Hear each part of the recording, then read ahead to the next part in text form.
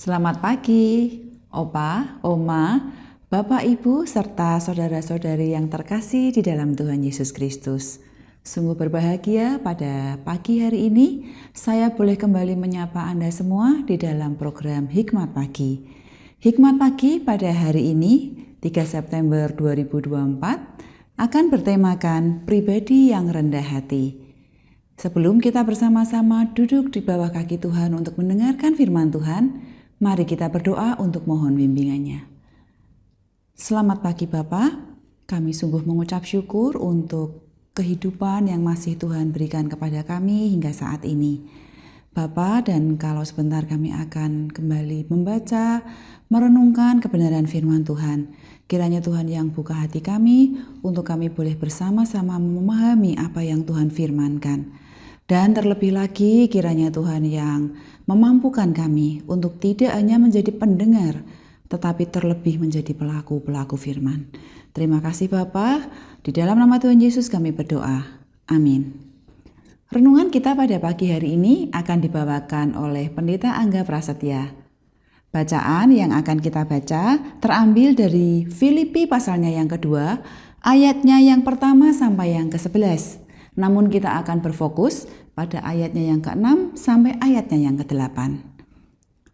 Yang walaupun dalam rupa Allah, tidak menganggap kesetaraan dengan Allah itu sebagai milik yang harus dipertahankan, melainkan telah mengosongkan dirinya sendiri dan menjadi sama dengan manusia.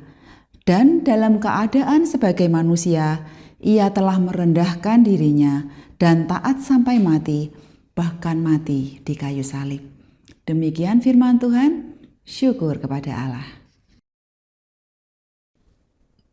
Selamat pagi Bapak Ibu, Saudara-saudari yang dikasihi Tuhan. Pada bulan September ini kita akan bersama-sama merenungkan firman Tuhan dengan latar belakang salah satu sudut dari Danau Rawapening yang ada di Kabupaten Semarang. Bapak Ibu, Saudara-saudari yang dikasihi Tuhan, jika kita mencermati Kejadian pasal 3 ayat 4-5, khususnya dialog antara Hawa dan ular penggoda, maka jelaslah bahwa kesombongan yang menjadi latar belakang tindakan berdosa dari Hawa dan kemudian diikuti oleh Adam. Kesombongan itu jelas nampak dari keinginan manusia untuk menjadi sama seperti Allah yang dengan cerdik disodorkan oleh ular penggoda. Manusia memilih untuk menentang Allah dan meninggikan dirinya untuk menjadi pesaing Allah. Manusia berusaha menjadi sama dengan Allah. Berhubung dosa pertama yang dilakukan manusia pertama berkait dengan kesombongan, maka adalah logis apabila Allah memakai kerendahan hati dan menunjukkan kasih-Nya untuk menyelamatkan manusia dari belenggu dosa. Allah menunjukkan kasih-Nya yang sangat besar kepada manusia yang berdosa dengan cara memberikan anak-Nya yang tunggal, Yesus Kristus, menjadi korban penebus salah yang tak bercacat celah, supaya setiap orang yang percaya kepadanya tidak binasa, melainkan beroleh hidup yang kekal. Sedangkan Kristus menunjukkan kasih-Nya yang sangat besar kepada manusia yang berdosa dengan menyerahkan nyawanya bagi mereka. Kristus mendemonstrasikan kerendahan hati yang luar biasa saat Ia, yang walaupun dalam rupa Allah, tidak menganggap kesetaraan dengan Allah itu sebagai milik yang harus dipertahankan, melainkan mengosongkan dirinya sendiri dan mengambil rupa seorang hamba dan menjadi sama dengan manusia. Dan dalam keadaan sebagai manusia, Ia tetap menunjukkan kerendahan hatinya dengan merendahkan dirinya dan taat sampai mati, bahkan mati di atas kayu salib.